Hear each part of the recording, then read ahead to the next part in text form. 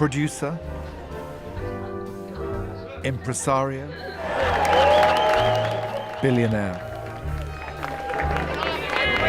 70 years to blow him! Cameron Mackintosh is the son of a timber merchant. He launched his theatrical career at the age of 8. After a penniless start, he grew up to become the most successful musical theatre producer in the world. Thank you all so much. Now it's time to party! He's the man behind Cats, Les Mis&eacute, Phantom of the Opera, and Miss Saigon, to name just a few. His name on a show is a guarantee of quality. Get the show in the style right from the beginning, all the way through, and then we'll make a decision tonight whether I will allow the show to be seen with the public tomorrow. Cameron Mackintosh is more than just the money man. He controls every aspect of his shows.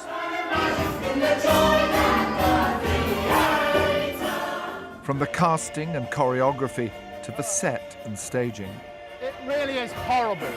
I hate the fucking end. It completely goes wrong. Cameron is a creative bully.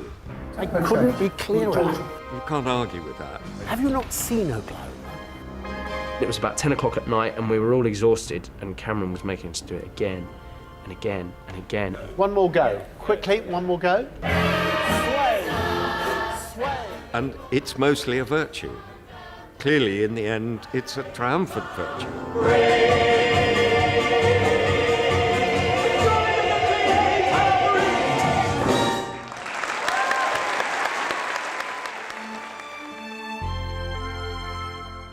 Cameron Mackintosh has turned his shows into a global franchise and managed every aspect of their exploitation.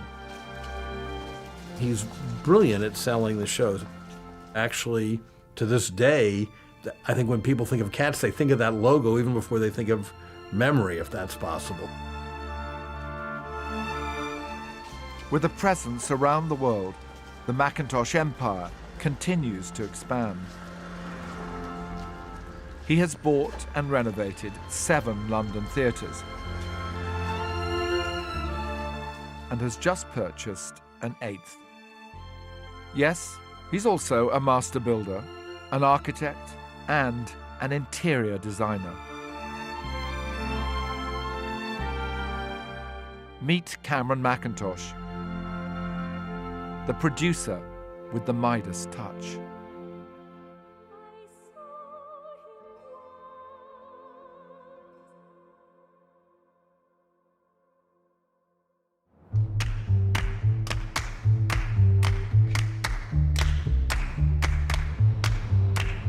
This is the Victoria Palace Theatre in London. It's the latest addition to Cameron Mackintosh's ever-expanding theatrical empire. It's being completely gutted, from the pit to the gods, and rebuilt to provide a home for the most hotly anticipated show to hit the West End in years. You build a theatre for a show. You don't build a theatre and then wait for a show. And as it happens, this theatre has got one of the greatest shows on the planet at this moment, and it's the perfect theatre for them. In fact, if this theatre wasn't available, there would be no other theatre for Hamilton to play in London. I'm past patiently waiting, I'm passionately smashing every expectation, every action's an act of creation. I'm laughing in the face of casualties of sorrow. For the first time I'm thinking past tomorrow. Since it opened on Broadway in 2015, Hamilton, a hip-hop musical about the life of one of America's founding fathers, has become a phenomenon. Now Cameron is bringing the show to London.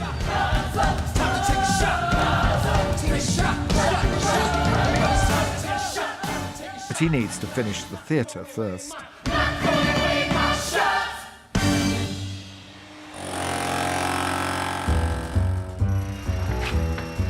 I still don't think the background in the panel's right, so we really need to get it right.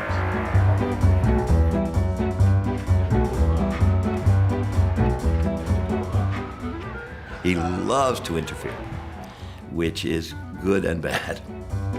This is the bit that doesn't work here. None of us like that. I think we should have a plan B for this anyway. But it's always with a positive energy. Mental energy, physical energy. He glows with energy. Should we go up here and have a look? There isn't a brick, there isn't a loo roll holder, there isn't a light switch that won't have been run past him. These are nice. And the This is a ladies, is it? And if you've got the wrong one, heaven help you. I still don't like it. There's something bilious about it. A lot of people would look at this, if I can call it a building site. Yes. And be gobsmacked at the notion that you're going to get a play. Absolutely. But that's what we do in the theatre. Yes.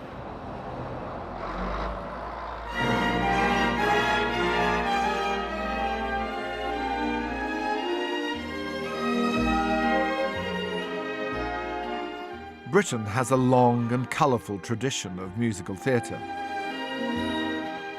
But the songs that echoed through London's West End in Cameron's youth sounded very different to Hamilton. It was on a birthday outing to see Julian Slade's Salad Days in 1954 that the 8-year-old Cameron Mackintosh first fell in love with musical theatre.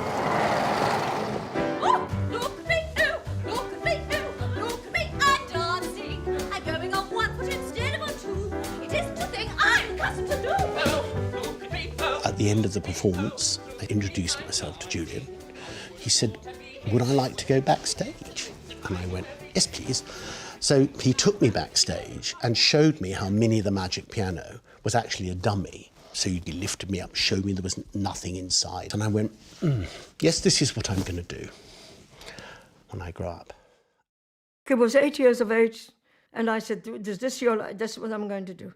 And he never changed his mind, which is extraordinary, because every child I know, he wants to be either a driver, a policeman, and this is not Cameron. He wanted to be a producer.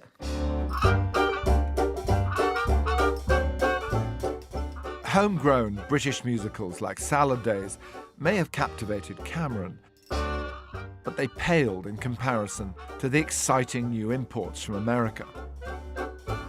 The British musical prior to the Lloyd Webber, Cameron Mackintosh era was considered to be, at least by Americans, fairly moribund and really of almost no consequence.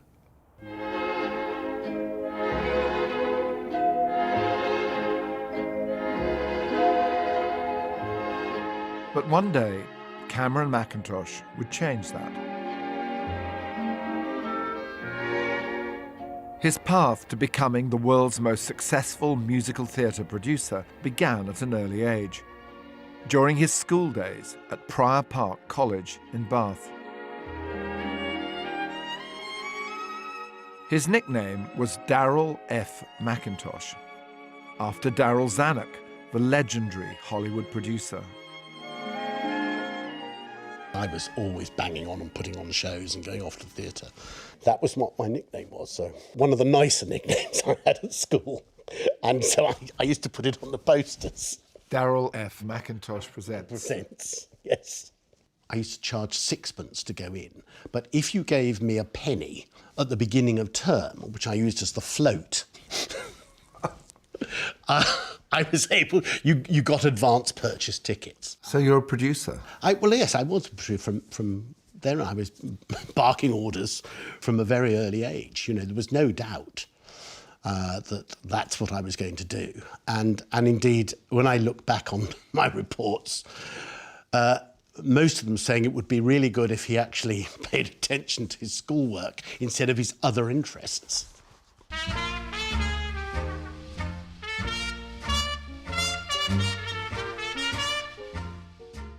Born in Enfield in 1946, Cameron, like so many post-war babies, was no stranger to austerity. His mother, Diana, was from Malta. Ian, his father, was a talented jazz musician.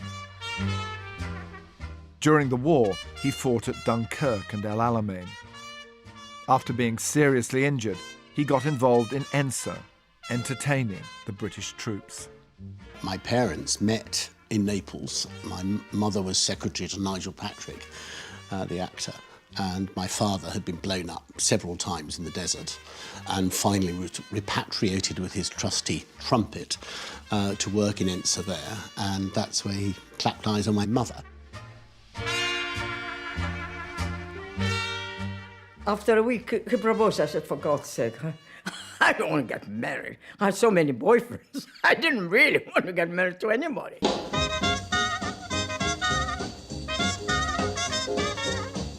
My father badgered her until she agreed to marry him. My father came back with Diana, and we lived in the big family house in Grange Park. You know, everyone was packed into rooms. So I was brought up for the first 3 years living in this house, having the most wonderful time with my grandmother and my aunts, and who would spoil me rotten. What an extraordinary kind of grouping, then, that is. I was lucky. I had a wonderful close family, as I still do, and we grew up in a family, and that's had a huge effect on my life. I mean, everything I do in my office and everything now, it's a family. Cameron Mackintosh, could you hold the line, please? Cameron Mackintosh, could you hold the line, please? Cameron Mackintosh, could you hold the line, please?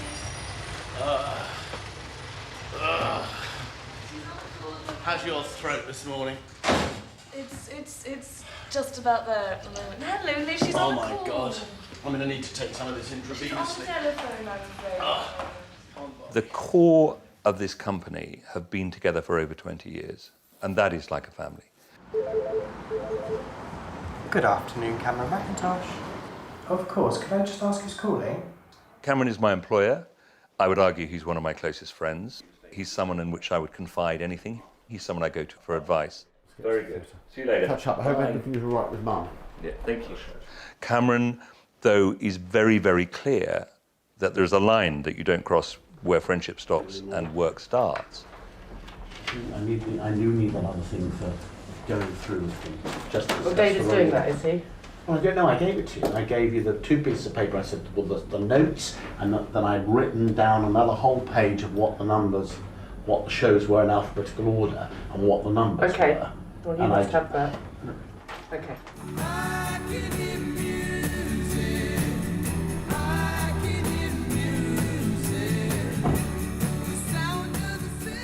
For the young man who never wavered in his determination to work in musical theatre, there was only ever one career plan.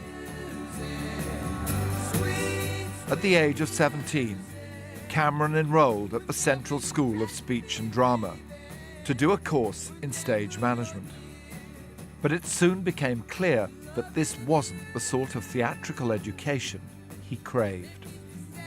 The guy who was running the stage management course wanted to do it in the old-fashioned way where it had the stage manager written on the door and everything was absolutely almost like military. And I wasn't. I'd sort of sidle up and try and charm people into doing something. And of course, I'd fall asleep in all the lectures about Euripides. I couldn't care less about Euripides. I wanted to see Hello, Dolly, you know. And so at the end of the first year, he said, I don't think you should stay here for the second year. He said, you know, you've got the smarmy manager ways of a front of house manager. You should just get up and start. And he did. As a stagehand on Camelot, he earned the princely sum of £7 a week. And I was telling everybody that I was going to be a producer. Some people were encouraging, other people thought, stuck up little shit.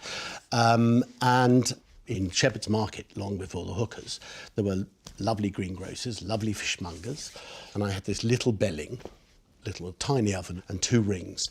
Long before it was fashionable to cook with woks and steamers, I learnt how to cook 3-course meal on top of my little belling, and had a wonderful time. Consider yourself at home. Consider yourself one of the family. I've taken to you so strong. consider yourself. Well then, consider yourself part of the furniture. There isn't a lot to spare. Who cares?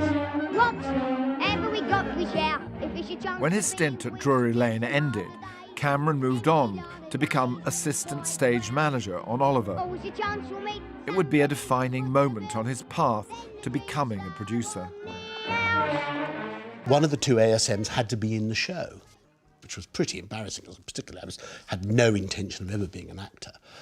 And I got through singing Consider Yourself and whatever, and eventually said, all right, you'll do it's just you're only getting this job because the other boy is tone deaf.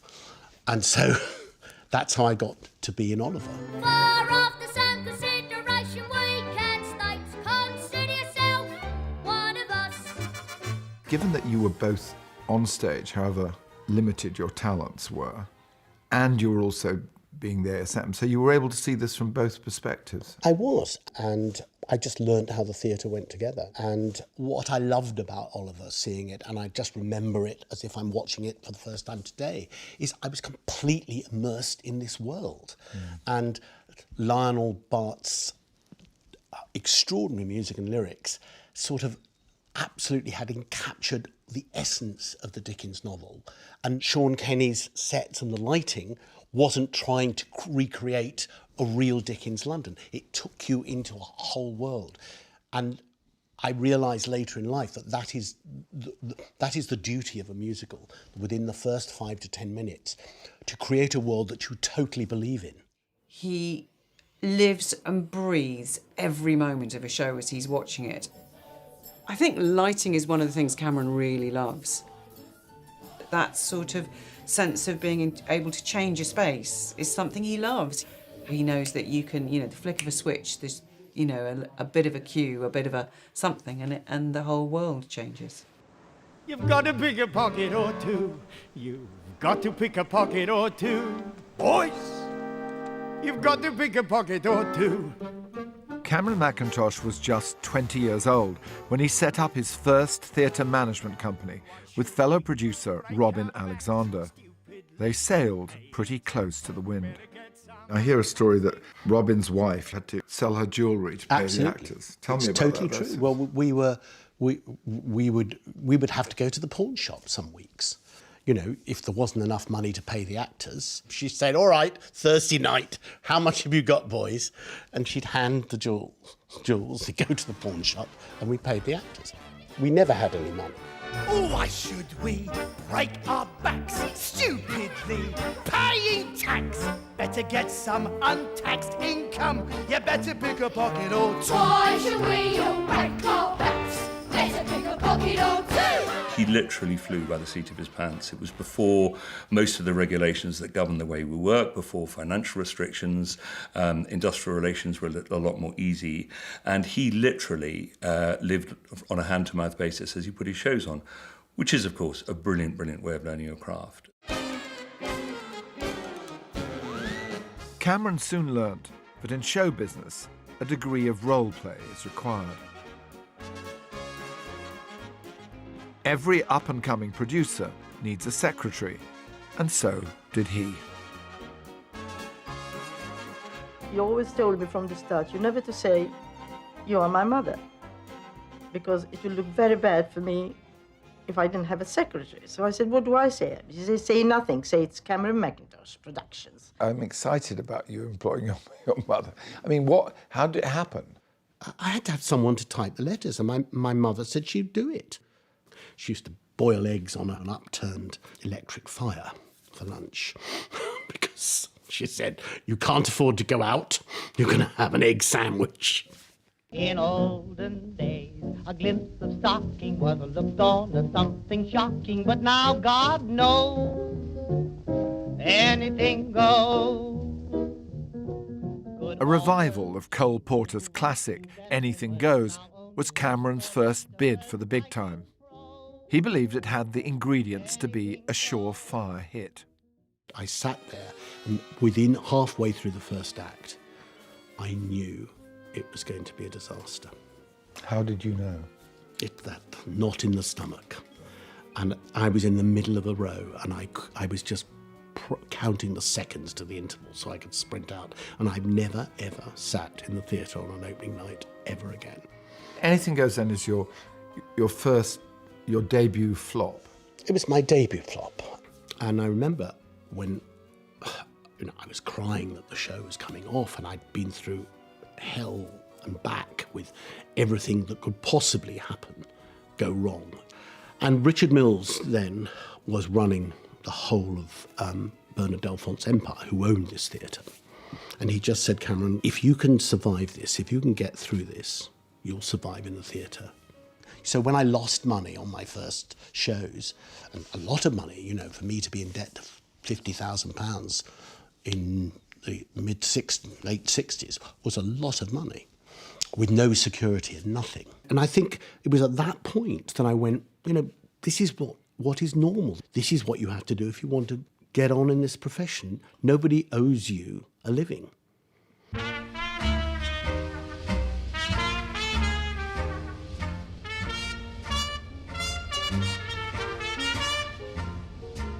My father was a timber merchant by day and a jazzer by night. What he realised in the early 50s, that with 3 boys, he had to do something, and he couldn't just go off and do what he wanted to do, except at weekends. And he would lead this extraordinary life with all the crazy jazzers. And, my father was part of his soul, was having the jazz and having a drink and a beer, when he didn't have a lot of money anyway. So my mother had to be incredibly tough with him in order to keep body and soul alive. At 4 o'clock in the morning, I used to be up in the bedroom, knocking on the ceiling, and they're still playing. So I'm afraid that jazz wasn't my field at all. My father went through life thinking the good of everyone. My mother, on the other hand, who was a delightful, wonderful flirt and still is, was, much more beady. And I think both have influenced me.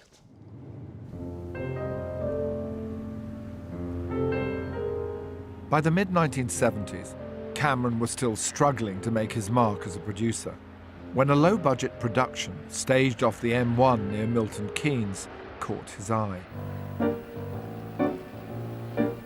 Now this is the tale of a dame known as Harriet, who climbed to the top of the heap from the bottom.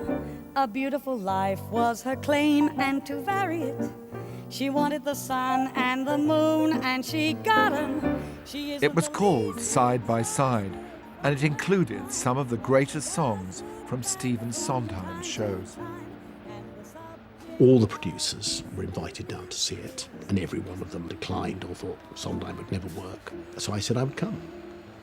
For some inexplicable reason, I went down the M4 instead of up the M1. And at 7:20, I got off, found a policeman, and they told me that I was on the wrong motorway. So I never got to see it. But he persuaded 2 trusted friends, including the actor Christopher Biggins, to go and see the show on his behalf.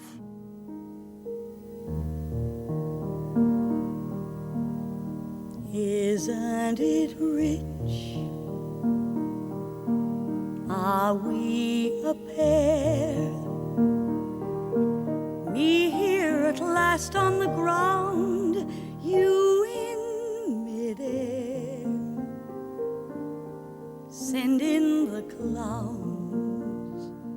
They rang me up, absolutely plastered, in the middle of the night, and they said, it's absolutely brilliant. This is a wonderful show. You've got to do it. And I said, well, describe it to me. And they said, well, it's Millie, David and Julia, 2 pianos, Ned Sherin and a projector. I said, I'll do it. Thinking, well, the least I'll get are good notices and kudos for doing Sondheim, and it isn't going to cost me very much. It's 4 performers and 2 pianos, and it's not Les Mis. So for a young producer, it was possible for him to get the financing. The show was ripe for a producer, and Cameron was looking for something to produce. Cameron's production of Side by Side by Sondheim opened in London in the summer of 1976. We got unbelievable notices, and it was the most exciting thing that I've ever seen. A queue around the entire block. And that was the first time I ever experienced an overnight hit.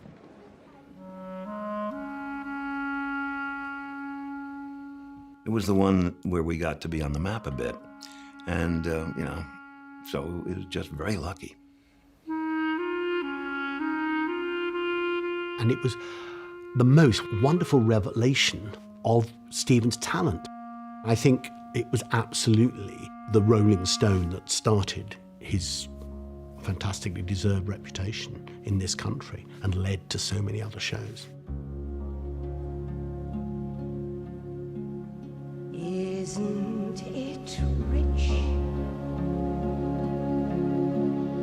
Are we a pair? Me here at last on the ground, you in midair. Send in the clouds.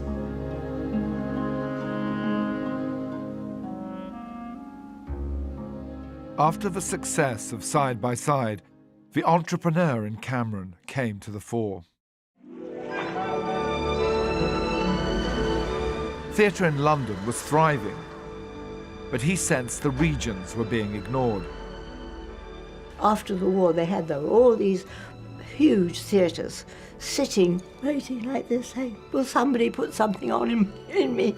Because nobody had the money, nobody had the ideas, So Cameron approached the Arts Council with a mutually beneficial plan. And he went, if you will give me the money, I will make shows that will fill your theatres and bring you money for them. Come on, dear, sing your heart out. And he did, and the first one was My Fair Lady. All I want is a room somewhere far away from the cold night air, with one enormous chair. Oh, wouldn't it be lovely? Good. Come on. Good. All right. That was smashing, dear. Would you like to be our new Eliza Doolittle?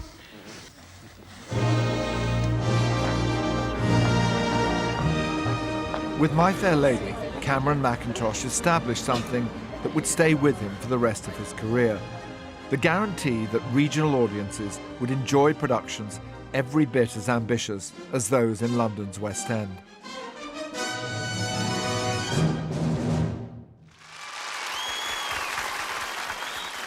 He always had self-belief, and he was very brave, I think. If he thought something was interesting, he went for it. Tell Bill Thornley I speak to him on Monday. He can be a bit of a swine. However, I haven't ever known a really wonderful producer who were docile little people. Bob? Bob? Yeah? Were you dealing with this aftershave thing? They have to be a bit of a swine to make it work. Listen, can you give a message to David, please, Linda? From Marina Martin, that she thinks that the frills round the bed look like old knickers, and worse, they look like out-of-period old knickers. So could he look at it? Thank you.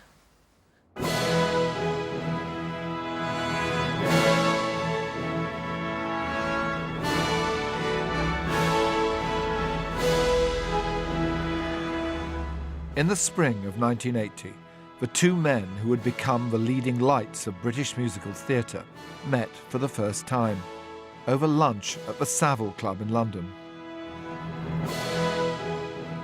The composer Andrew Lloyd Webber had enjoyed hits with Jesus Christ Superstar and Evita. But at this point, he was looking for new collaborators. We had a glorious long lunch, which ended up in the club upstairs about 4:30, and we just A, laughed, and B, discovered that we both had absolutely identical excitement about theatre and dreams and whatever it could be in musicals. And I said, so what made you come and ask to meet me? And he went, I thought anyone that could get the Arts Council to put up all the money for a tour of My Fair Lady can't be completely stupid.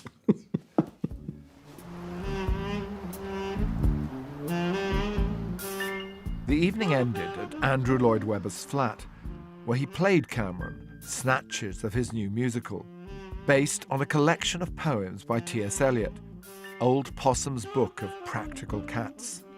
Mungo Jerry and Rumple Teaser were a very notorious couple of cats.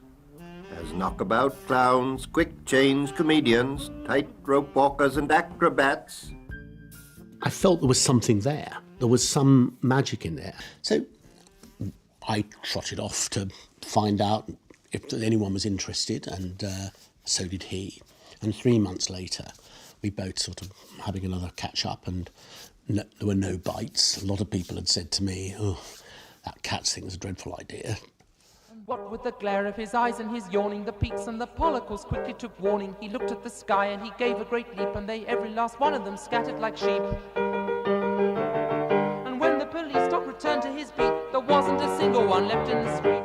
And Andrew just said, look, no one's interested. And I knew by then that this idea had been trotted round everyone, whoever he ever knew in the theatre. It was very, very hard for Andrew and Cameron to raise the money for the show. And indeed, I think we got into preview without having the last little bit in place.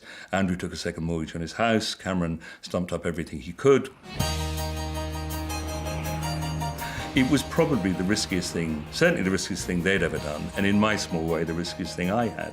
It's Andrew Lloyd Webber without Tim Rice. T.S. Eliot, the lyricist, has been dead for 20 years. It's the New London Theatre, which hasn't had a hit ever. Undeterred, Cameron pressed ahead, assembling the creative team. He approached Trevor Nunn at the Royal Shakespeare Company to direct. I asked Trevor if he would go and meet Andrew, and they had a great meeting, and Trevor told me the next day, though, oh, it was a marvellous meeting, marvellous meeting. But what a shame that Andrew has just talked to me about one of the only bad ideas he's ever had. And so Trevor was not at all convinced about it.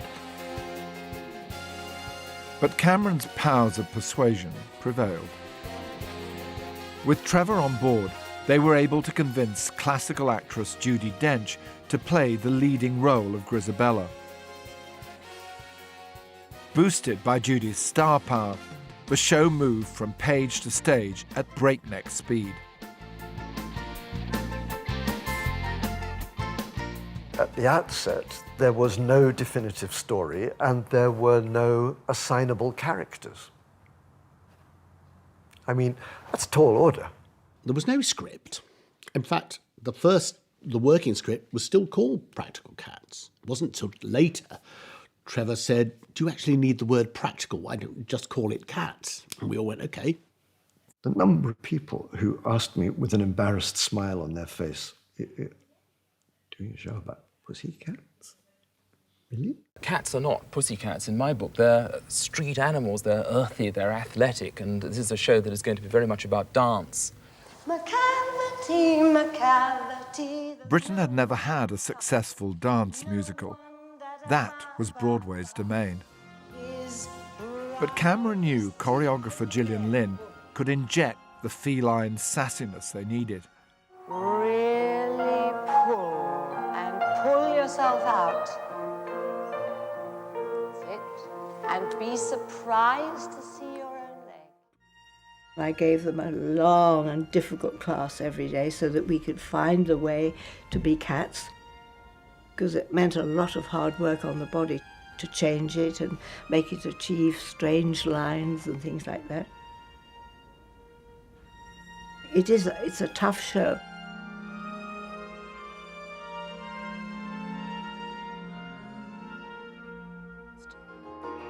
Is everybody here? Is there any rotter hiding behind a seat? The grueling rehearsals took their toll on the cast. With just 10 days to go before the show's first preview, Judi Dench snapped her Achilles tendon. Given that you were trying something very different, and then you lose Judi Dench.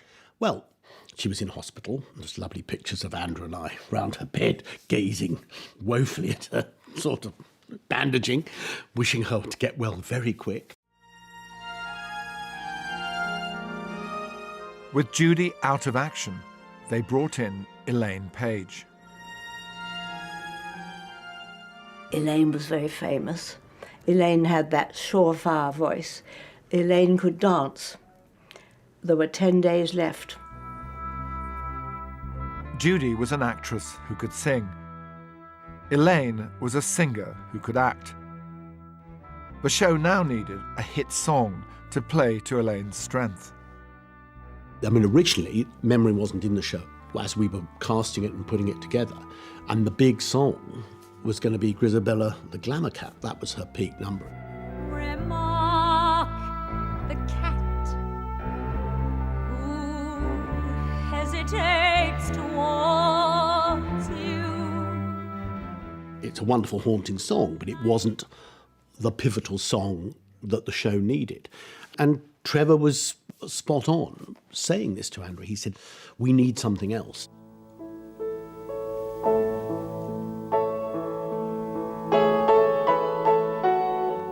Andrew Lloyd Webber had one more tune up his sleeve, but no lyrics.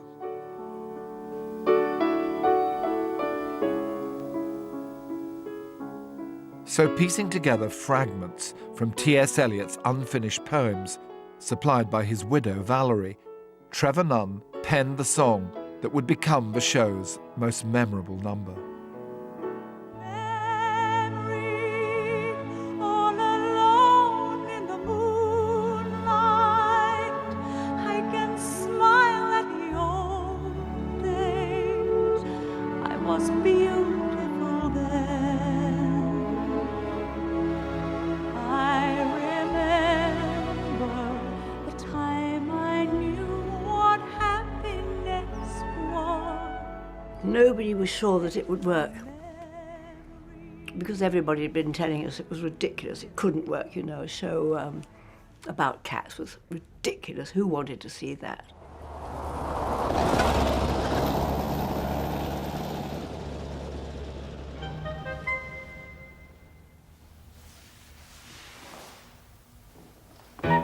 Cats opened at the New London Theatre in May 1981. On the first night, we bade them good luck and off they went, and we went straight down to the bar and ordered large drinks because we thought that was it, you know, it was going to be a disaster. At this point, we didn't know if we were actually going to get booed off the stage. The naming of cats is a difficult matter. It isn't just one of your holiday games. You may think at first I was mad as a hatter when I tell you a cat must have 3 different names. We'd been down there about 10 minutes and we heard the first cheer, and then we listened a bit longer and we heard this real, you could feel the warmth coming, you know. So we crept back up. And the audience was going mad.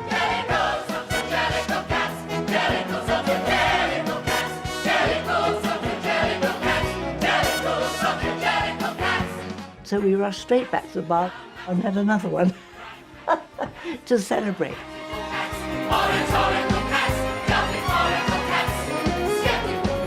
It was an incredible experience, and the world gravitated towards the show because there really hadn't, at that point, been anything like it.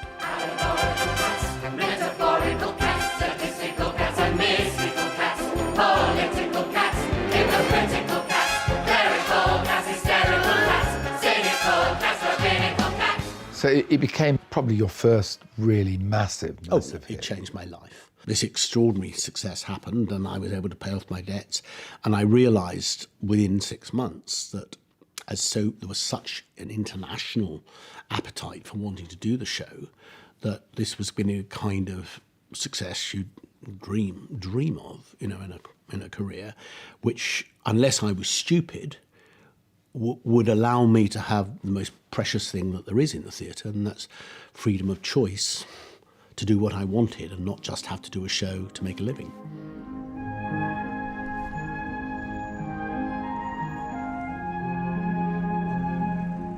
When Cats transferred to Broadway the following year, it took $6 million in advance sales, which meant Andrew and Cameron could call the shots. There weren't that many British musical imports, and when they were brought over, they were always tweaked by American producers. So to bring something over lock, stock, and barrel as Cats was, it was unusual.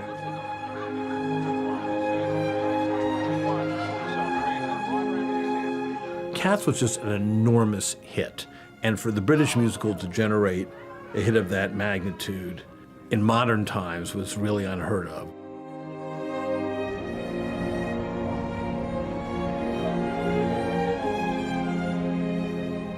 Smash hits like Cats don't just make themselves. As producer, Cameron realized that this novel show needed an innovative marketing campaign. It was around this time that Star Wars and Raiders of the Lost Ark started coming out.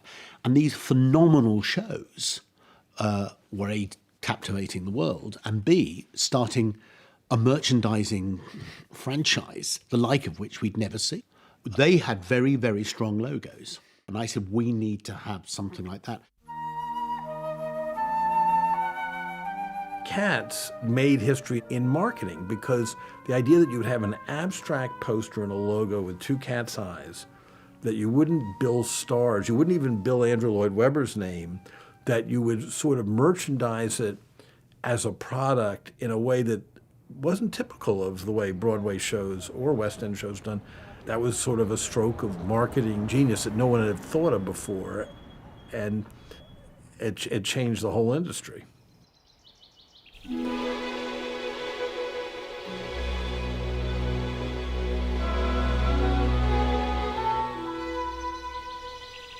There's a bright golden haze on the meadow. There's a bright golden haze on the meadow. The early 1980s were a transformative time for Cameron. Not only did he make his mark as a producer, but during a world tour of Oklahoma, he had a chance encounter that would change his life.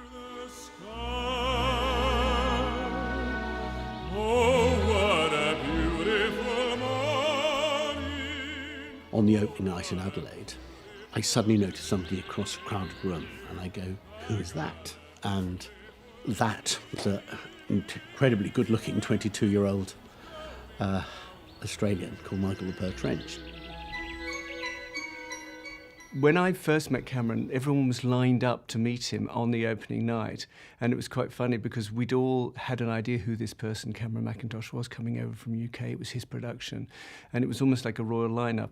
And Michael was just standing there with lots of people, and rough-haired terriers queuing up to say hello to him, and I put myself in the queue. I didn't spend a lot of time chatting with Cameron on that night because there were an awful lot of people that wanted his attention. But I just mentioned to him that I'd be flying back to Sydney the next day. But I can't find out what time the plane is. So on the Sunday, after the show's opened, I get there at 10 o'clock and I wait at the newsagents all day, wondering which plane he's going to catch. And at 4:30, he sort of wandered in and I went, hi, oh, what a fancy seeing you. And rushed off to get a ticket on the same plane. My God, you rushed off. I didn't have a ticket. And there were two airlines. I didn't know which airline he was on. So I literally waited for hours and hours and hours until I knew which plane he was on. And I said, I'll get on that. What was it about Cameron that stood out on that first night? I don't know, because that's that magic chemistry, isn't it? You see each other, and there was just something clicked.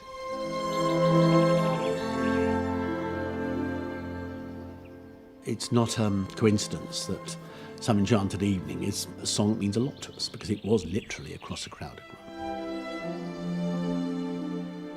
And I did meet a stranger who became immediately part of my life. Some enchanted evening,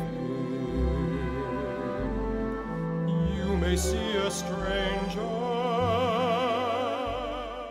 Of course, it's been tempestuous, up and down and whatever, but there's a glue that is unbreakable.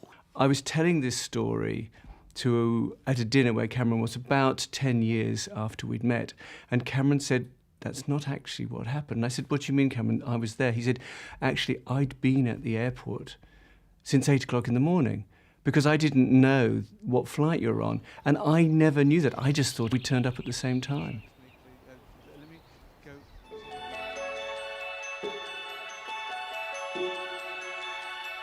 In 1982, a concept album landed on Cameron's desk. Comment faire? Verrai-je un jour la fin de ce calvaire? The musical had enjoyed a successful run in France, but had yet to find further backers. Sans cesse, à chaque alerte, changer d'adresse. Comment faire? I remember putting it on, and of course the music is so evocative and the atmosphere on the recording was so extraordinary that after listening to 4 tracks, I went, wow, this is really, really different. C'est comme la foudre que l'on assène. An adaptation of Victor Hugo's novel Les Misérables wasn't an obvious premise for a feel-good show. But Cameron was the producer who'd been mad enough to do a musical about cats. Having listened to it, I absolutely decided I was going to press ahead with it. So the first thing I did was go, now I have to track down Alain Boublil and Claude Michel Schoenberg. At the time, the men behind the music, lyricist Alain Boublil and composer Claude Michel Schoenberg, were living in Paris, penning 3-minute pop songs and dreaming of a fuller realization of their talents. And I went to Paris, and we had a wonderful lunch there. He said, "You don't realize what you have written." And I said, "What do you mean?" He said, "You don't realize. It's something that if we succeed in making it, I think we could make something that will be unique." I said, the way it's constructed at the moment is you have to know the source material for it to make sense. I want to write it as a proper musical. Cameron said, "I want you to do the rewrites of the show," which was very bold because we were totally unprofessional. But he said, "Your style is the one that I want. I need that style for the show, and only you can do it." We built it together from that moment on.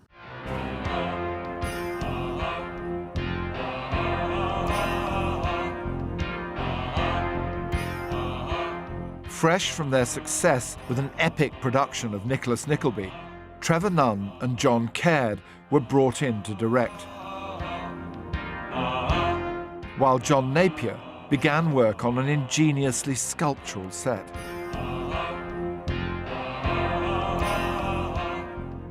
But who had the skill to reinterpret an entire French musical into English? Cameron's first port of call was poet and theatre critic James Fenton, who worked on the material for 18 months. I just was getting increasingly anxious that I hadn't seen a first draft. I'd seen bits and pieces, but nothing that you could judge. So finally, we did have a full script from him, and it was full of brilliant, brilliant writing, because he's a brilliant writer. However, it was entirely untheatrical. The structure was sound, but the words were dramatically unplayable. With just 4 months to go before opening night, Cameron approached lyricist and critic number 2. Herbert Kretzmer was a man who knew the meaning of a tight deadline. I jumped at it. I've been waiting all my life for an opportunity like that. Herbert would add an hour of new material to the original French show. I wrote the show according to what appealed to me immediately. The first song that appealed to me immediately was a song called Master of the House. Here we go, charging for the lice. It struck me as the most amusing song in a show notoriously short of laughs. 3% for sleeping with the window shut. When it comes to fixing prices, there are lots of tricks he knows. How it all increases, all the bits and pieces. Jesus, it's amazing how it grows. Cameron knew exactly what he wanted. He also knew what he didn't want. He was a very hands-on producer.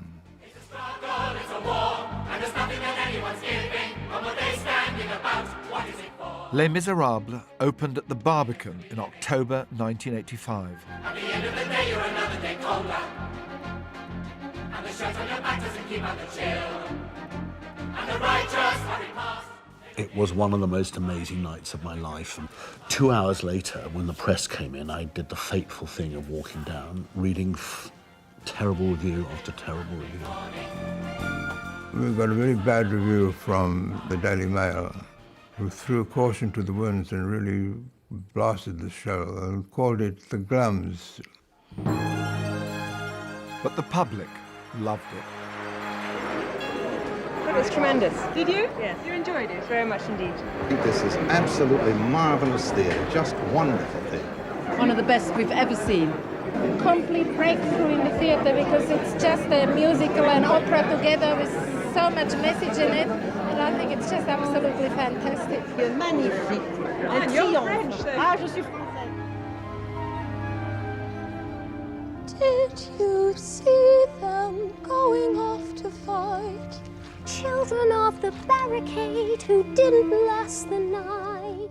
The audience love it. They come back again and again. I mean, at the moment, Les Miserables, in its 33rd year in London, has, apart from Hamilton, the biggest advance of any of the shows in my theatre. Has it been on every year during that period? Yes, 8 times a week.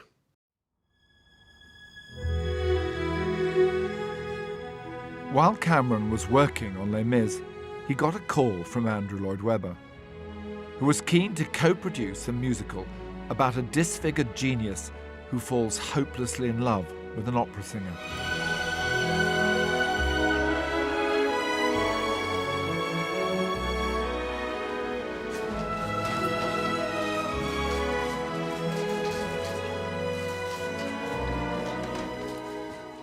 I was sitting in the bath one day, and one morning, and Andrew says, "Cameron, what do you think about us doing Phantom of the Opera?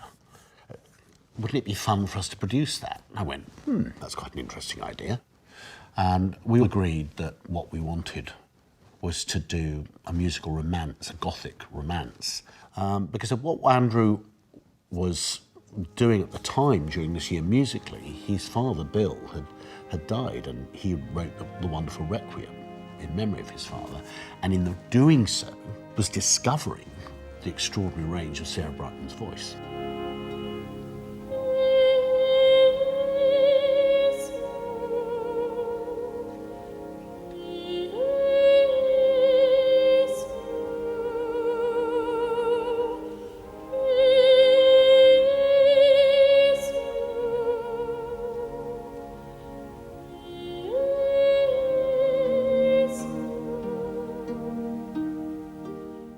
Andrew Lloyd Webber had met and fallen in love with Sarah Brightman during the making of Cats. They married 3 years later.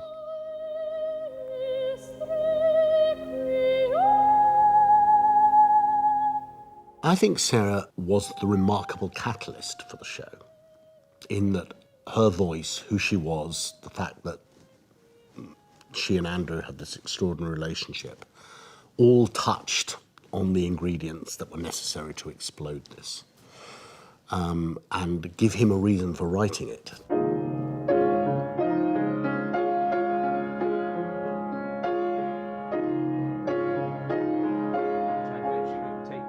I remember on the Christmas Eve of 1984, and he said, I really want to talk to you about Phantom. We raided the cellar, enthusiastically all day, and all of these thoughts had crystallised in his head. And he said, I really want to write the score now, not just us produce it. I really want to do it. I know what to do. And indeed he did. It fell to Cameron to find a lyricist with the right combination of poetry and passion to fit Andrew's labour of love. Charles Hart, at 25 years old, had caught Cameron's attention at a songwriting competition. I was signing on. I was on the dole. So it was a lovely surprise. From the outset, it was clear that Andrew Lloyd Webber wanted his muse, Sarah Brightman, to take the leading role.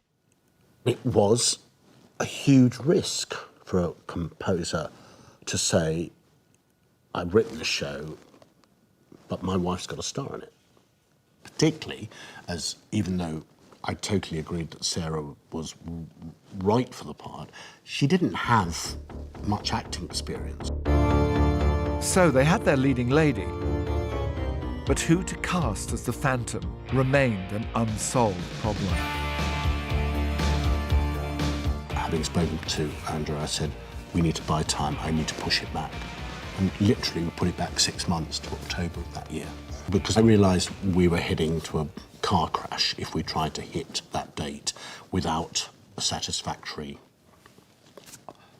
centre to the show.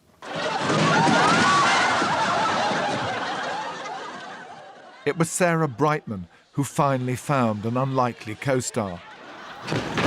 An actor best known for his silly voice and comic timing. Softly, deftly, music shall caress you. Hear it, feel it, secretly possess you. Sarah and Michael Crawford had been going to the same singing teacher, and Sarah had been waiting to go in her turn, and she'd been listening to Michael and then discovered in conversation that Michael had been a choir boy. The darkness of the music of the night. So Andrew immediately got Michael in and started playing about with his voice, and he went to me, I believe he really can do it. Close your eyes, start a journey through a strange new world. Leave all thoughts of the world you knew before. Close your eyes and let music set you free. Only then can you belong to me. But in order to snare their star, who'd enjoyed a highly paid run in Barnum, Cameron had to exert a bit of producer persuasion. We go to Michael, we say, we think it's a wonderful part for you, if you want to do it. But we're going to a small theatre, and therefore we can't even pay you half your normal salary. It sounded all wonderfully attractive, as he said to me one day. Oh, so you're saying I'm going to get less than half the money I normally get, and the leading lady has never done a big musical in that. I see. But he really wanted to do it, and he did. He saw a challenge. He saw a way of breaking away theatrically.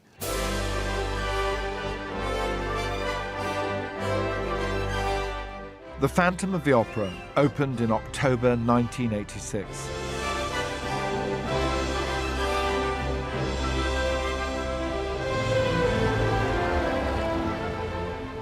Three decades on, it continues to play to packed houses everywhere.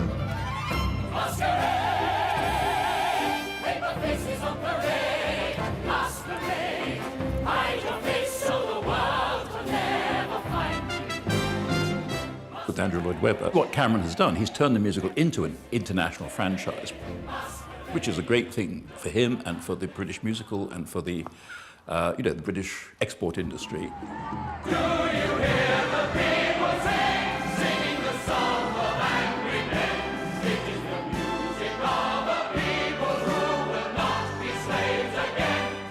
In rolling out his musicals around the world, Cameron's approach has been revolutionary. His production of Les Miserables has been seen in 44 countries and heard in 22 languages.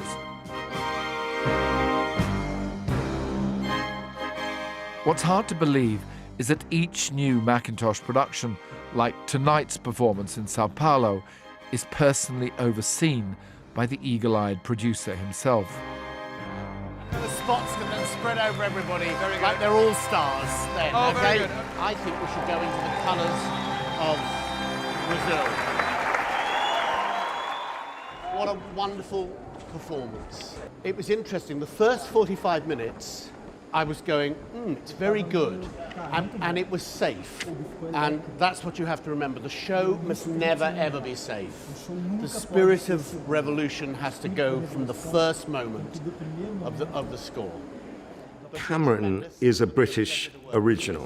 What producers had done in the past was simply to license the performance. So across their faces along the front, can we make it cooler, the light? Absolutely. What Cameron did was to say, we will retain creative control. You will essentially be reproducing the production. The only time the tower looked good was the second half, when it was literally, you couldn't see it, and it's swirling within the smoke. I want to feel it's dangerous and fragmented, and there's danger on the streets tonight. You could see Cameron Mackintosh's production of Les Miserables in Sao Paulo or Mexico City or Shanghai, and it would essentially be the same production that was playing in the West End. So it was revolutionary in the sense that quality was guaranteed.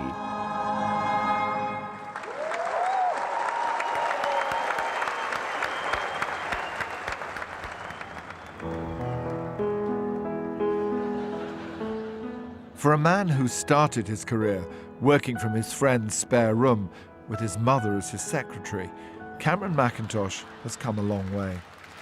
Isn't he rich? Isn't he square? Isn't he counting the house somewhere out there? Send in the crowds.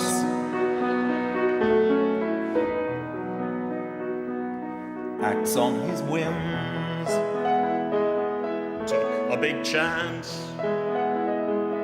Seeing his anagram said, Cameron Romance. He went to France. Send in the crowds. Today, the Mackintosh empire stretches across the globe. He owns 8 London theatres You can't be doing about that much. and a worldwide music licensing company, Music Theatre International, which grants professional and amateur theatres around the world the rights to perform musicals from Broadway, Britain and beyond.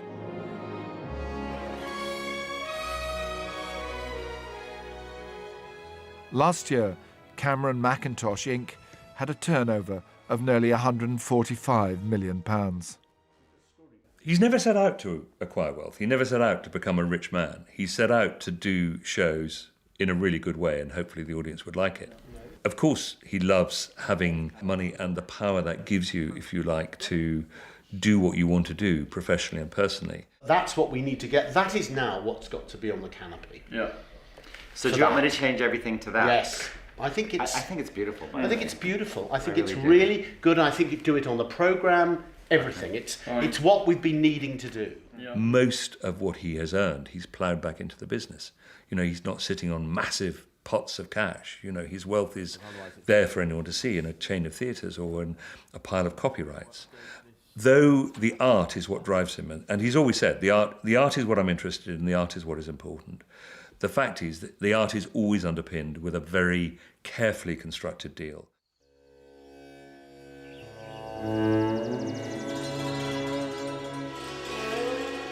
Cameron's canny business sense has afforded him the freedom to take considerable creative risks. Just like Cats and Les Miserables, his next new musical would be a bit of a leap of faith. Set during the Vietnam War, it reunited him with Boublil and Schoenberg, who'd been inspired by one very powerful photograph. Taken just before the fall of Saigon, it featured a woman parting with her child in the hope of giving her a better life in America. The mother knew that she will never see her daughter again. And the daughter knew that she will never see her mother again. And I was totally shocked by the picture. That seemed so incredible that someone could give away her own child. Sensing the power of the story, Boublil and Schoenberg set to work. The heat is on in Saigon, the girls are hot in hell. And as the musical took shape, they approached Cameron Mackintosh. I arrived and he gave me a synopsis of a show called Miss Saigon. And I knew immediately that this was something extraordinary. Do you want one motel of a Vietnam girl? What you know, I was born to a man I don't love. It was a real, true, tough, searing story, and I felt it could be wonderful, but it would be like dancing on a razor blade was the image that came in my mind. It had to be, you know, to deliver what a musical needs to do to be a musical, but it also had to be utterly truthful to everything. Otherwise you would betray all the people that were involved in such a tragic affair. A lot of people would just run away from that. That's true, but because Les Mis had been this enormous success, I was literally king of the musical theatre world at that point. So anybody would allow me to do anything. Cameron wanted to match this provocative new musical with a bold directing talent. He chose Nicholas Heitner, who was just 30 years old at the time. I thought it was right out there. A rock opera about the evacuation of the American embassy in Saigon. I thought it was not remotely mainstream. The greatest challenge for the team would be finding an Asian actress with star quality to be their leading lady. We've got to start a search, going around the world finding Miss Saigon, who is going to have to be an 18-year-old of enormous charm and lungs of steel, who's going to sing, I think, about 8 numbers she's got to sing in the show. She must be Asiatic, and she must be able to sing European music. And you've got to understand the plot. And she must be the most wonderful girl on stage, because you must understand that the guy is going to fall in love with her. And so began a 12-month intercontinental search. The casting process for Miss Saigon is typical of the way Cameron works. It was exhaustive and meticulous. When did you arrive in States? 1981. I was in Saigon before.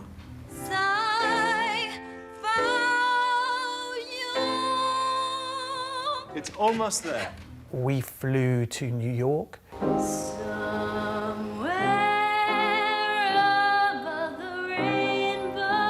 To Hawaii. Should I speak of love? Let my feelings now. I never thought I'd come to this.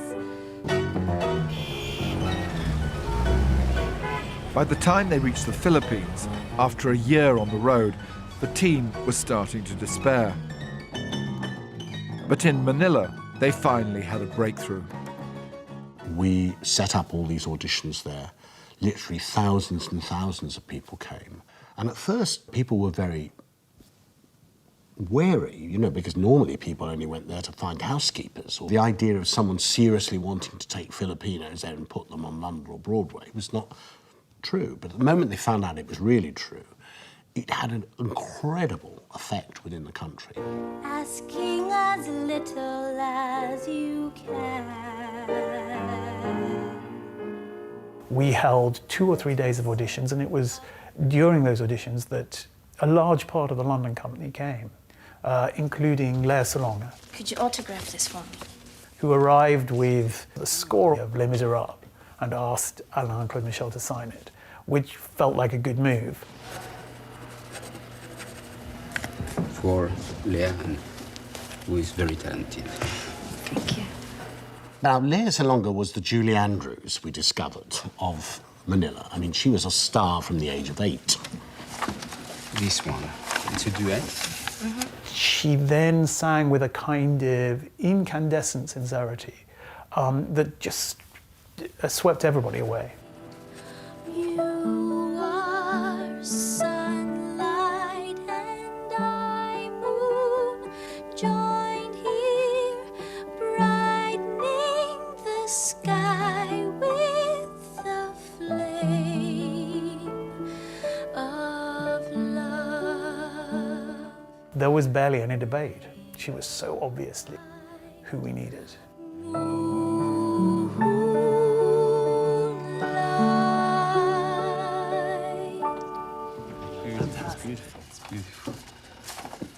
They asked me about what was the largest audience I had ever performed for, like what size.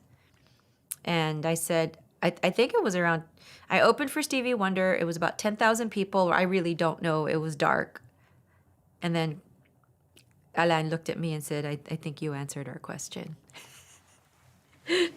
Yes, not intimidated by large audiences. Please take your seats, ladies and gentlemen. The curtain's about to rise. Thank you. Reassured Leah had the self-confidence required, Cameron offered her the leading role of Kim. Sunlight and I moon, joined by the gods of fortune, midnight and high noon. Jonathan Pryce was cast opposite her as the engineer. Telling your mom is a wrench. Perfume can cover a stench. That's what I learned from the French.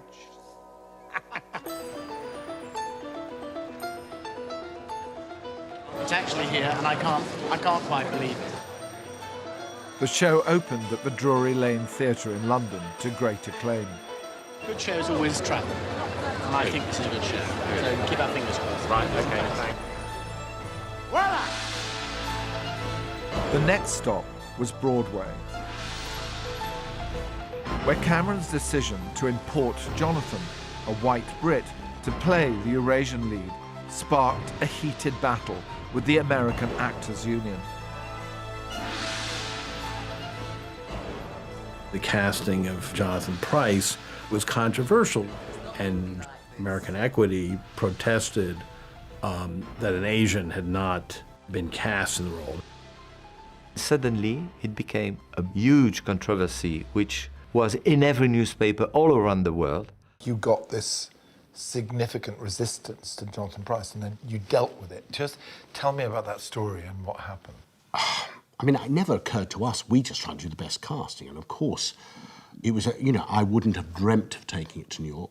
Jonathan, and anyway, this was a show that Jonathan Pryce had made his own, and I went to them, look, there isn't anyone else in the world that you could put in that could be better than him, whatever their colour. And I said, I'm not going to do it. If you're going to try and not let me bring Jonathan Pryce in, I'd rather not do this show. Miss Saigon had racked up $25 million in advance ticket sales. But rather than back down to American Equity, Cameron decided to cancel the Broadway run. In the New York Times, Yes. you took a page. Yes. And you wrote, "We find the Equity decision a disturbing violation of the principles of artistic integrity and freedom and acting itself." It's quite a bold thing to do, I just said to them, you don't understand. Actually, you're trying to hurt the very people you're saying you're trying to support.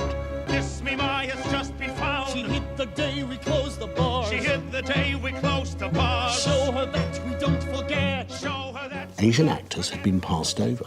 for a long, long time. And Miss Saigon is actually a wonderful vehicle for bringing on Asian talent and presenting them. And did Equity then concede? They had to. I genuinely didn't care. And part of the reason I didn't care, I could afford not to care. I didn't need Broadway, Imprimatur and Miss Saigon for that show to go around the world. It was a huge hit. They wanted it everywhere. When Cameron believes in something, no one can influence him. And that's what's wonderful about working with him, is that when he believes, then he takes all the risk. During 50 years in musical theatre, Cameron Mackintosh has had more hit shows than most producers would dare to hope for. But that doesn't mean he's immune from failure. Look, I'm Matange, too young to love but still above the line they live. Yes. Matange came from Alain Boublil and Claude Michel Schoenberg, the same writing team as Les Mis and Miss Saigon. They will see. It should have been a surefire hit. But the show never found its feet.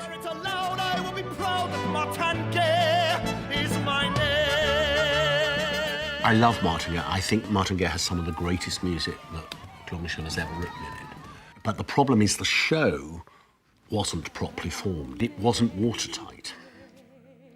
It's very hard when you're doing a story about lies to be direct.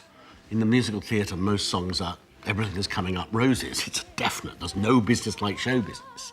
So it was tricky, but it was also fascinating. Sometimes I feel I was cursed from the start. I think Alain and Claude Michel, if they ever are to have another go at it, sort of need to do it on their own or with someone else. Everyone has flops.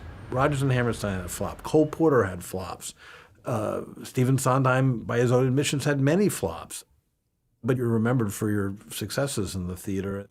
That's show business.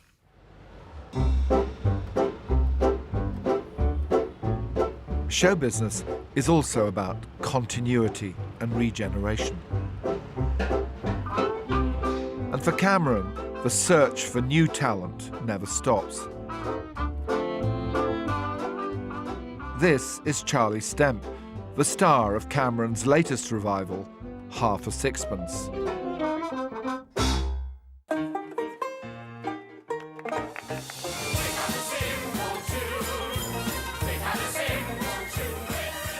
I was at my nan's and I was having a shepherd's pie.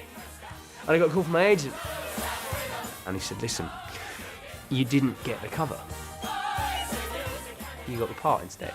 And I kind of just was like, it took me about a couple of minutes to kind of process it, and then I just went mental. Jumping around, doing backflips.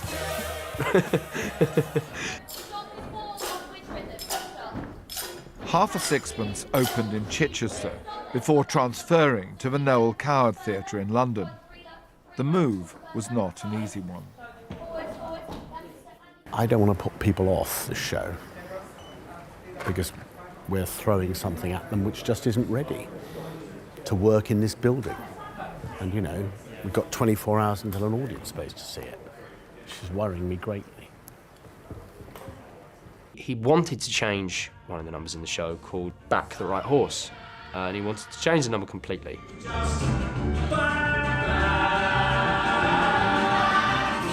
When we got to London, Cameron said he thinks Back the Right Horse needs a chorus. And I said, how can it have a chorus? It's a finished song. There's nothing to say in a chorus.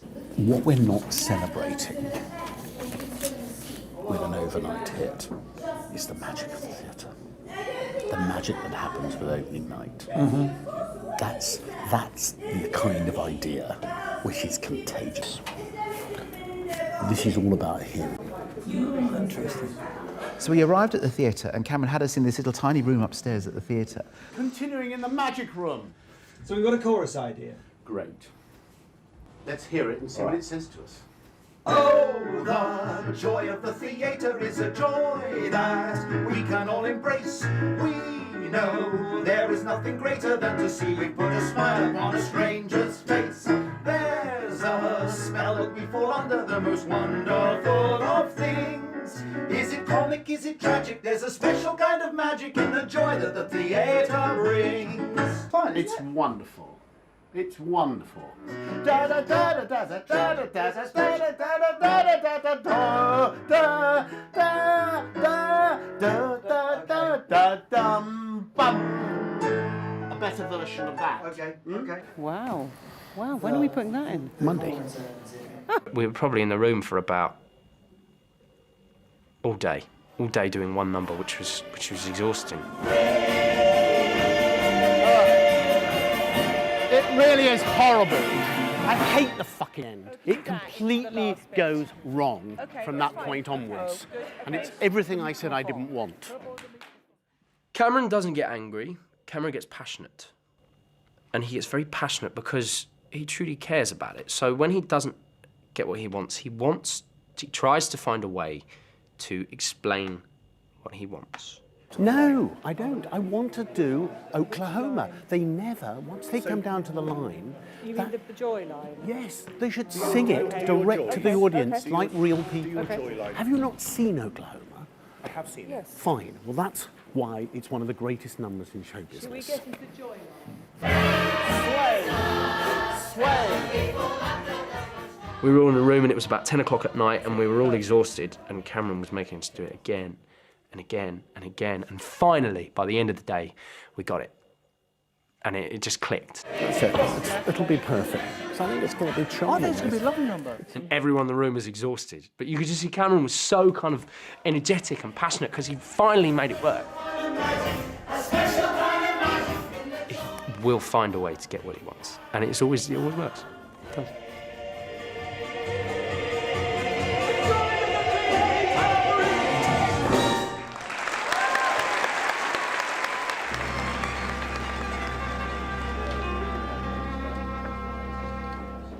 What happens when I'm 70? Must come a time, 70, when you're old. Last year, Cameron Mackintosh turned 70. You die.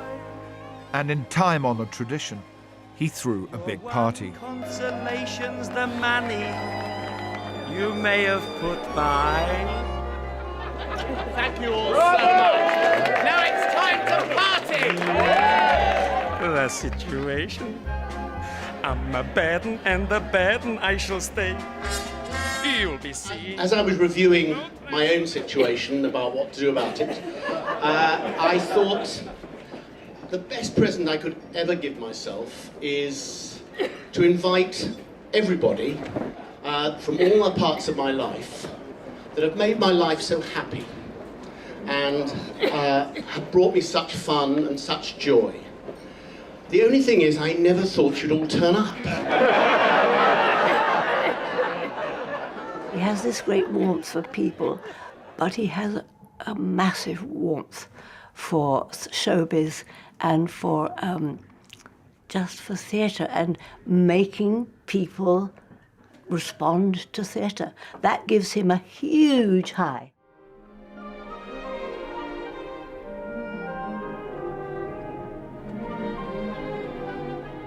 Cameron Mackintosh has no successor.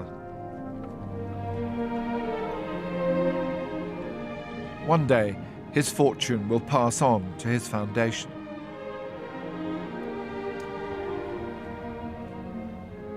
I simply don't know what he'd do if he doesn't have a project, be it opening another theatre or working on another show. It's what animates him and what gives him pleasure, and it's his reason for being. Even on Cameron's Somerset estate, musical theatre is never far away. A treasure trove of costumes and scenery from every show he's ever produced is waiting in the wings. ready to be reanimated by another performance. Oh my God. Where did this come from? This came from the film Les Miserables. There we go. Oh. Come on, if you can grab hold of that. How's that for a view? Well, that's not bad.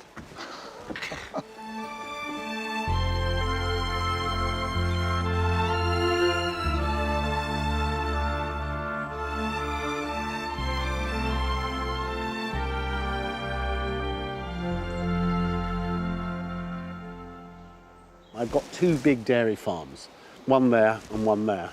We've, in the last year, started to make 100% our own cheese. You don't see yourself transitioning into the food business and leaving the musical business for others? I couldn't imagine a nicer way to go.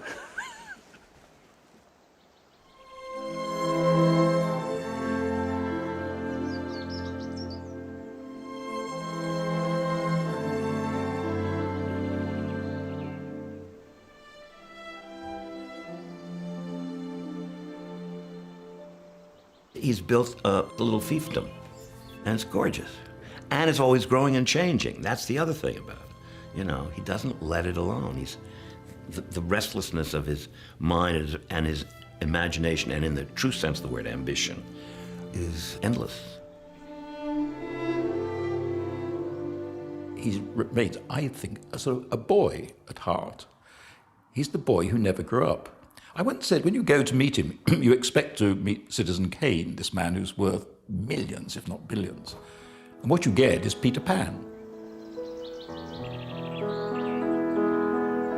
God, but he's rich, richer than me. Lucky he never grew up, or where would we be? Thank you, Sir C. Let's do this again. You're out of your mind. Well, maybe next year. Hello, babies. Hello. Hello.